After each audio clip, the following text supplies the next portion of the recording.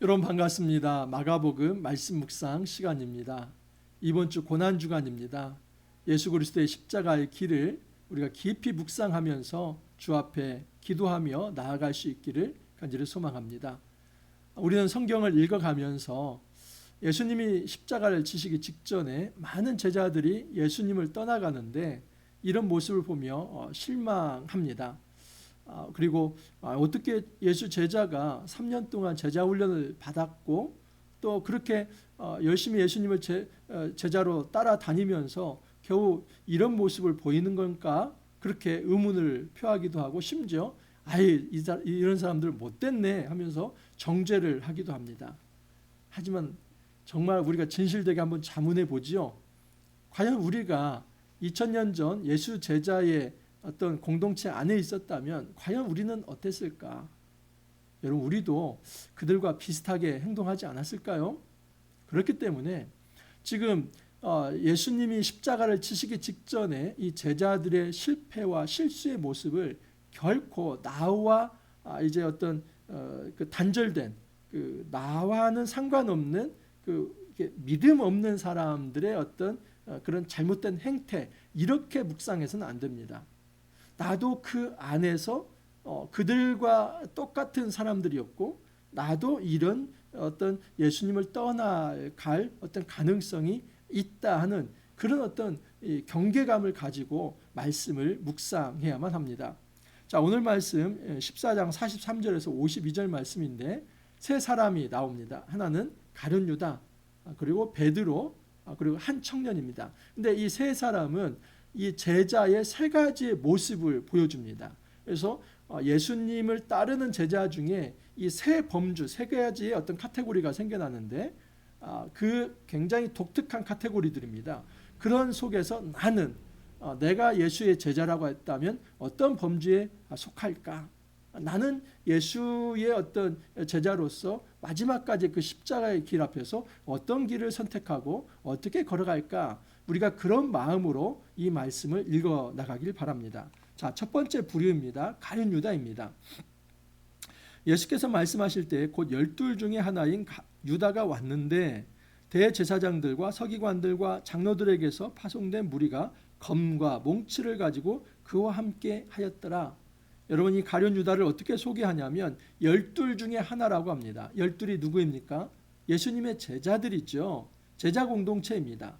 그러므로 가룟 유다는 제자 공동체 안에 있어야 하는데 예수님께서 겟세마네 동산에 기도하러 갔을 때 가룟 유다도 함께 했습니까? 안 했습니다. 오히려 가룟 유다는 제자 공동체 밖으로 뛰쳐나갑니다. 그리고 세상 사람들과 어울립니다. 그 세상 사람들은 대제사장들, 서기관들, 장로들입니다. 그리고 성전 수비대는 검과 몽치를 가진 이 폭력적 사람들입니다. 그들과 이제 같이 연대합니다. 여러분 우리가 신앙생활하면서 예수 제자의 길을 걸어가는 것에 대해서 이런 착각을 하는 경우가 많습니다. 내가 신앙심이 좋으면, 내가 믿음이 좋으면 나는 그 길을 끝까지 걸어갈 수 있다. 그렇게 말을 하는 경우가 있습니다. 천만의 만만의 콩떡입니다. 절대 그렇지 않습니다. 그런 일은 일어나지 않습니다. 결코 신앙생활은 혼자 하는 것이 아닙니다. 신앙생활은 공동체와 함께 할 때에 끝까지 할 수 있는 것입니다. 그 공동체 연대감이 사라지면 바로 우리는 어디에 서게 되냐면 여러분 이 공동체 안에 이 연대감이 사라지면 우리는 공동체 밖에 세상으로 나아갑니다. 그러면 세상에서 우리가 외톨이로 살까요? 사람은 사회적 동물이기 때문에 절대 그렇게 섬으로 살지 않습니다. 그러면 세상에 가면 그는 누구들과 연대하냐면 세상의 무리들과 연대합니다. 가룟 유다의 모습을 보십시오. 가룟 유다가 여러 가지 그 안에 사단이 이렇게 물밀듯 찾아오고 그리고 자기 어떤 돈에 대한 탐욕이 있고 또 정치적 야망이 있고 다 좋습니다. 근데 물론 그것들도 하나의 변수이지만 가룟 유다에게 있어서 예수님을 배신하고 돌아오지 못할 강을 건너간 가장 결정적인 건 무엇이냐면 12 중에 하나인데 그는 지금 검과 몽치를 가지고 그들과 함께 한다는 이 사실입니다. 우리가 누구와 연대하느냐, 어떤 공동체에 어떤 소속감을 가지느냐, 이것은 매우 중요합니다. 여러분 내가 예수님의 제자라고 하면서 내가 예수님을 믿는다고 하면서 예수 제자 공동체 밖에서 세상 사람들과만 연대하고 오히려 공동체 안에서는 그 공동체 모임에 참여하지 않으려고 한다면 그 신앙생활을 끝까지 잘할 수 있을까요? 보장할 수 없습니다. 우리가 신앙을 유지할 수 있는 것, 믿음을 유지할 수 있는 것은 공동체 안에 있을 때입니다. 만약에 가룟 유다가 그의 고민을 베드로에게 나누고 요한에게 나누고 안드레에게 한번 나눴다고 보십시오. 교정될 수도 있는 것입니다. 그런데 그것을 끝까지 숨기면서 그 공동체를 박차고 나가서 세상 사람들과 어울릴 때 정말 말도 안 되는 악령의 도구가 되지 않습니까? 사단의 도구가 되어서 심지어 예수님을 은 30에 팔아넘기는 이 극악무도한 정말 이 세상에서 가장 극심한 정말 어느 누구도 정말 이런 죄를 이보다도 더 심각하게 지은 죄가 없겠죠. 왜냐하면 예수님을 팔아넘긴 죄는 정말 이 세상에서 가장 큰 죄입니다. 그래서 예수님도 그런 말씀하지 않았습니까? 차라리 태어나지 않았으면 더 좋았을 수도 있다. 이것은 여러분 과장법이죠. 그가 정말 얼마나 심각한 죄를 짓는가 하는 것을 보여주는 것입니다. 공동체를 떠나서 우리의 소속을 바꾼다고 하는 것, 이것은 이처럼 심각한 예수를 배반하고 그리고 심각한 죄를 지을 수 있는 그 길에 들어섰다는 그런 위기감과 경계감을 우리가 가질 수 있어야만 합니다. 예수를 파는 자가 이미 그들과 군호를 짜 이르되 내가 입맞추는 자가 그이니 그를 잡아 단단히 끌어가라 하였는지라. 여러분, 이것을 우리가 배반의 입맞춤이라고 합니다. 이 히브리 사회에서 입맞춤이라고 하는 것은 한 형제라는 겁니다. 여러분, 히브리 사회에 독특한 공동체 의식이 있습니다. 그것은 한 몸 의식입니다. 하나님을 아버지로 모시고 그 아버지로 모시고 있는 모든 이들은 형제 자매입니다. 그들은 한 혈통이라고 생각했습니다. 그렇기 때문에 입을 맞춘다는 것은 서로 배신할 수 없는 관계이고 가장 이제 깊은 신뢰감을 표현하는 겁니다. 가장 깊은 신뢰감을 표현하는 그 외적인 형식을 하면서 내면에는 배신의 칼을 들고 있다는 거, 여러분, 이것이 바로 가증한 일이죠. 하나님께서는 그것을 꿰뚫어 보십니다. 이에 와서 곧 예수께 나와 랍비어하고 입을 맞추니 그들이 예수께 손을 대어 잡건을, 다른 본문에 의하면 예수님은 이것을 다 꿰뚫어 보시면서 가룟 유다에게 네가 할 일을 속히 행하라 말씀을 합니다. 가룟 유다는 거기에 주위에 있는 이 많은 다른 제자들을 속일 수 있었겠죠. 자기가 왜 예수님과 이 입맞춤을 하는지 다른 제자들은 몰랐을 것입니다. 근데 지금 이 가룟 유다가 왜 예수님과 입을 맞춥니까? 그 당시에 오늘날과 같은 이런 시대가 아니라 어떤 가로등이 없죠. 전등불이 없습니다. 그래서 그냥 해만 저물면 칠흑 같은 밤입니다. 그래, 칠흑 같은 밤 속에서 이 군인들이 지금 예수를 잡아가야 하는데 그 많은 제자들 중에서 누가 예수인지를 알 수가 없잖아요. 그런데 그 밤중에서도 그 예수가 누구인지를 알아챌 수 있는 사람은 3년 동안 동고동락했던 가룟 유다입니다. 그는 예수를 알아볼 수 있는 사람입니다. 제자입니다. 그 이점을 가지고 그 예수를 넘기려고 하는 사람들과 결탁해서 군호를 짜서 내가 입맞추는 사람은 예수이니 그 순간에 바로 낚아채서 잡아가라, 이렇게 작전을 짠 것입니다. 여러분, 이런 상황에서 이 가룟 유다가 다른 제자들은 다 속일 수 있었을지 모르지만 예수님만큼은, 하나님만큼은 속일 수 없습니다. 바로 이것이 위선과 외식의 문제점입니다. 이 위선의 신앙, 외식의 신앙은 무엇이냐면 하나님은 그 중심에 순수한 동기인지 불순한 동기인지 이미 다 알고 있는데 심지어 하나님까지도 속이려고 하는 겁니다. 지금 이 가룟 유다는 예수님을 속일 수 있다고 생각했던 것입니다. 그러니까 이 거짓의, 이 위선의 입맞춤을 한 것이죠. 자, 오늘 세 부류의 이 제자가 나오는데 첫 번째 부류는 가룟 유다입니다. 여러분, 정말 우리가 실수할 수는 있습니다. 하지만 이 가룟 유다의 길만큼 이 범주는 들어서서는 안 됩니다. 그건 뭐냐면 위선으로 신앙생활하는 겁니다. 두 마음으로 신앙생활하는 겁니다. 속은 아주 새까만 흑심을 가지고 있는데 겉으로는 신앙생활 하는 채 하는 거, 겉으로는 예수님과 친한 척 하는 거, 그런데 속으로는 예수님을 잡아 죽이려고 하는 그런 마음을 품는 이중성과 외식과 가식은 하나님께서 꿰뚫어 보시기 때문에 그것은 가장 심각한 죄이며 심판받을 만한 일입니다. 자, 두 번째 종류가 있어요. 이 베드로입니다. 곁에 서 있는 자 중에 한 사람이 칼을 빼어 대제사장이 총을 쳐 그 귀를 떨어뜨리니라. 이 베드로는 다혈질입니다.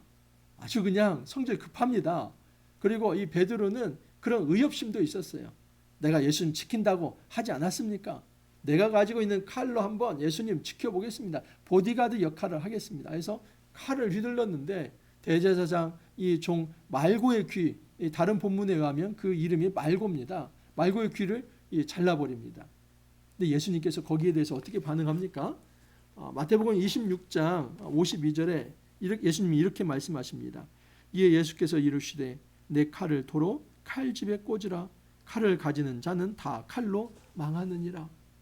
여러분, 예수님께서는 이 폭력에 대해서 폭력으로 반응하지 않습니다. 베드로야, 너의 열정, 그 네가 가지고 있는 자기의 이것으로 하나님 나라를 이룰 수 있는 것은 아니다. 네가 순수한 마음이 있다 할지라도 지금 행동하는 것은 하나님 나라를 위한 것이 아니라 자기 열정이고 자기 의일 뿐이지 결코 그러한 일들이 하나님 나라를 돌이켜 할 수는 없다. 오히려 이 폭력에 대해서 폭력적 방법을 쓴다면 또 다른 폭력에 의해서 망할 수밖에 없다. 칼로 흥하는 자, 칼로 망할 것이다. 예수님께서 주시는 교훈입니다. 여러분, 이 베드로는 어떤 유형이냐면 자기 의를 주장하는 유형입니다. 아주 열정이 강합니다. 내가 먼저 뭔가를 해보겠다고 앞장서는 사람입니다. 리더입니다. 그래서 내가 이런 어떤 본을 좀 보이고 적어도 예수님은 내가 보호할 수 있고 뭐 이렇게 자기의 어떤 힘을 의지하면서 자랑하며 그렇게 아주 살아가는 단단한 사람입니다. 그런데 여러분, 이런 제자의 상도 문제가 있는 겁니다. 첫 번째 이 상, 이 위선, 외식 문제가 됩니다. 그런데 두 번째, 자기 힘을 의지하는 이 제자의 상도 진정한 제자도의 모습은 아닙니다. 끝까지 깨어 있는 것은 자기 힘을 의지하는 것이 아니라 어제 말씀에 의하면 뭡니까? 기도하는 것입니다. 순간 기도하면서 예수 그리스도의 길을 쫓아가는 것이 아니라 자기 힘을 의지하고 내세우려고 하기 때문에 실패합니다.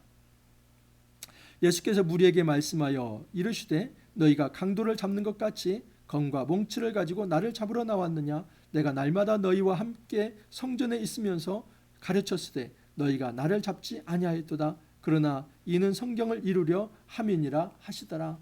예수님께서는 순순히 이제 자기의 몸을 들이십니다. 그 이유가 뭡니까? 그것은 성경을 이루려 하십니다. 이사야 53장 12절에 의하면 예수님께서 이 포갑적 정권에 의해서 이 포갑적 어떤 집단에 의해서 예수님께서 린치를 당하고 예수님께서 그 수욕을 당하시면서 그 고난의 길을 걸어갈 것을 이미 이사야 53장에 기록되어 있습니다. 이 성경을 응하게 하는 고난의 종이다.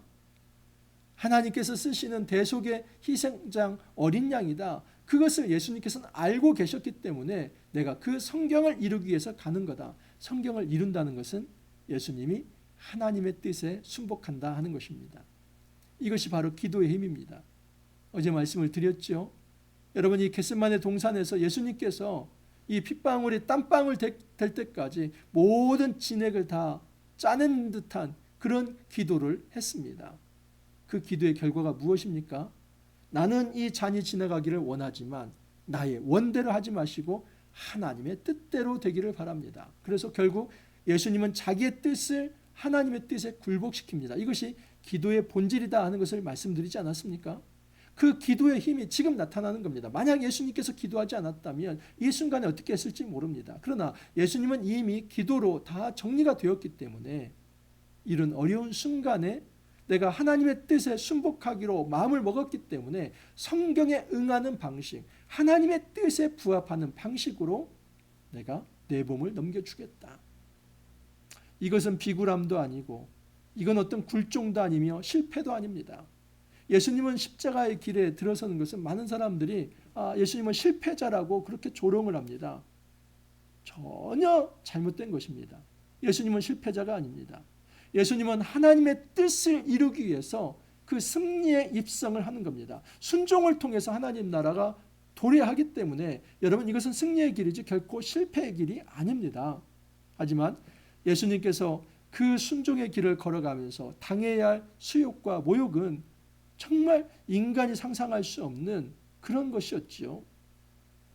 자, 세 번째 부류입니다. 자, 첫 번째, 두 번째 부류 우리가 정리를 합니다. 첫 번째 부류는 위선, 두 번째 부류는 자기 의를 자랑하는 자, 자, 세 번째 부류는 한 청년인데 제자들이 다 예수를 버리고 도망하니라 한 청년이 벗은 몸에 배 혼이불을 두르고 예수를 따라가다가 무리에게 배 혼이불을 버리고 벗은 몸으로 도망하니라. 여기 보면 한 제자가 나옵니다. 근데 한 청년입니다. 그 청년이 배 혼이불을 두르고 있다가 많은 이제 예수를 따라가다가 무리에게 잡히자 그 배 혼이불을 다 벗어버리고 알몸으로 도망갔다는 겁니다. 이 모습은 여러분 수치를 모르는 유형이다라고 볼 수 있습니다. 그러니까 이게 베드로와는 또 다릅니다. 베드로는 아주 자기 열정 속에서 아주 자기 착각을 하면서 내가 예수를 보호할 수 있다는 그런 어떤 자기 의가 충만했던 유형이라고 한다면 여기 이 사람은 비겁한 거죠. 비겁하게 예수님을 떠나가는데 그 비겁한 순간에 옷이 벗어지는 것도 모르고 또 그것 자체가 문제가 되지 않는 우리가 후한무치라고 하지 않습니까? 그 수치를 모르는 어떤 유형이다라고 볼 수 있습니다. 이 겁쟁이이죠. 여러분 이 겁쟁이의 모습이 사실 우리의 모습 아닙니까? 이 세 번째 유형에 아마 거의 90% 이상이 저도 그럴 것 같은데요. 그렇게 말을 할 것입니다. 저도 그렇습니다. 여러분 이런 어떤 이 공포의 순간에 우리가 겁에 질려서 정말 이 수치를 모르고 그냥 마땅히 지켜야 할 원칙도 그리고 마땅히 고수해야 할 어떤 복음의 원리도 다 내팽개치면서 그렇게 떠나가는 경우가 있지 않습니까?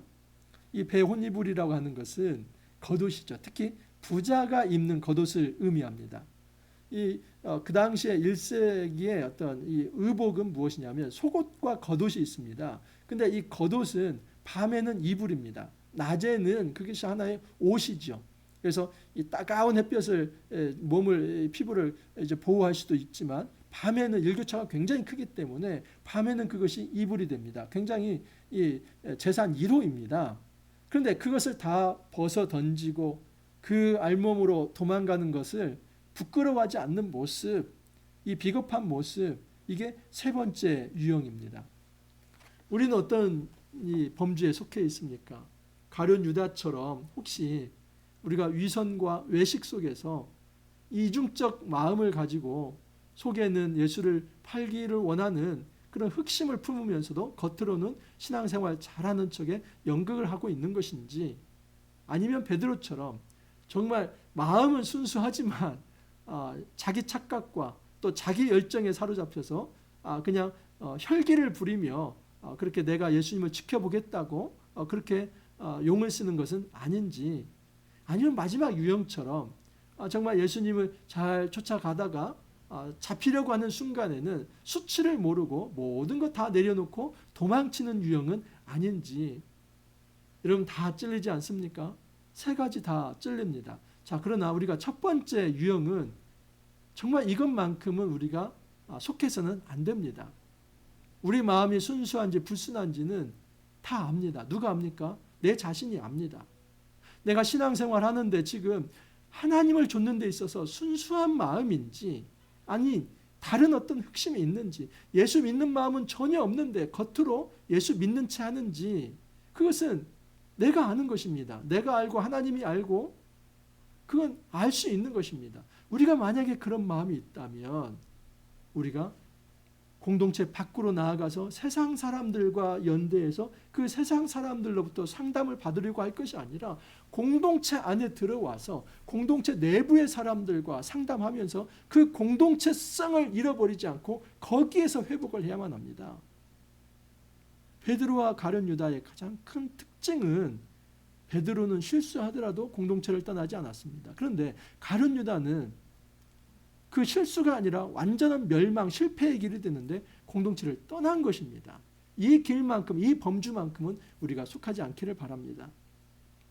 우리 안에 자기 열정이 있을 수 있습니다. 수치를 모르고 우리가 그동안 어떤 이 행왔던 이 신앙 생활의 모습 다 내려놓고 그냥 도망갈 수도 있습니다. 하지만 한 가지 제가 위안의 말씀을 드립니다. 이제 5월부터죠. 사도행전이 묵상될 때 2장에서 성령 강림, 이 오순절 사건을 우리가 배우게 될 텐데, 여러분 그 이후에 이 베드로의 모습, 또 야고보나 또는 이 스데반과 같은 이런 제자들의 모습을 보면 죽음이 두렵지 않습니다. 아니 같은 사람 맞아? 불과 한 40일 만에 어떻게 베드로가 이렇게 달라질 수 있지? 이 성령의 제대로 된 임재를 체험한 사람과 그 이전과 이후의 사람이 어떻게 바뀌어질 수 있는가 하는 모습입니다. 예수 그리스도의 부활을 체험하고 성령에 사로잡힌 자는 결코 이제 죽음을 두려워하지 않는 참 제자로 거듭나는 모습을 보게 됩니다. 우리가 현재 이런 어떤 비겁함과 또는 우리가 이제 그 어떤 자기 열정에 사로잡혀서 자기 의를 드러내는 이런 어떤 자기 신앙이 있다 할지라도 이런 거 우리가 너무 두려워하기보다는 바로 이 순간에 우리가 하나님 앞에 엎드리며 기도할 수 있기를 바랍니다. 주님, 제 모습이 이런 모습이 있습니다. 이 고난 주간에 저 역시도 베드로처럼 또 이 한 청년처럼 예수를 떠나갈 수 있는 사람인데 주님 좀 저를 붙들어 주옵소서. 여기 한 청년은 마가라고도 하지만 확실하지는 않습니다. 여러분 우리가 정말 이 고난 주간에 더 우리 자신을 말씀으로 성찰해 보면서 주님을 바로 걷겠다는, 주님을 바로 따르겠다는 이 십자가의 길을 바로 걷겠다는 다짐이 또 있기를 간절히 소망합니다. 이렇게 기도합니다. 주님 감사합니다. 이 고난 주간에 십자가의 길을 묵상하면서 새 범주의 이 제자의 모습을 살펴볼 수 있게 하여 주시니 감사합니다. 첫 번째 보류인 이 가룟 유다의 길만큼은 우리가 걷지 않게 하옵소서. 위선과 외식 속에서 이중성으로 겉은 신앙생활하는 체 하지만 속은 정말 세속적인 마음으로 흑심을 가지고 살아가는 이 길만큼은 걸어가지 않게 하옵소서. 우리 안에 자기의가 정말 있고 자기 착각 속에서 자기 열정으로 살아갈 때도 있습니다. 또 하나는 정말 가장 결정적인 순간에 주님을 떠나는 비겁함도 우리 안에 있습니다. 주님, 그러나 이제 정말 예수 그리스도의 그 십자가와 부활을 경험한 자로서 성령 충만함으로 이제는 담대하게 세상의 어떤 위협이나 또는 유혹이나 그런 어떤 압제가 있다 할지라도 그런 거 두려워하지 아니하고 주님께서 맡겨주신 그 십자가의 미션을 끝까지 완수할 수 있도록 주님께서 은혜로 더하여 주옵소서. 주님 감사하옵고 예수님 이름으로 기도하옵나이다. 아멘. 고난주간 이틀째입니다. 우리가 주님의 십자가 정말 깊이 묵상하면서 한 주간 기도하는 한 주간 되기를 바랍니다. 오늘 하루도 여러분 정말 귀한 시간 갖기를 바라고 또 내일 찾아뵙도록 하겠습니다. 감사합니다.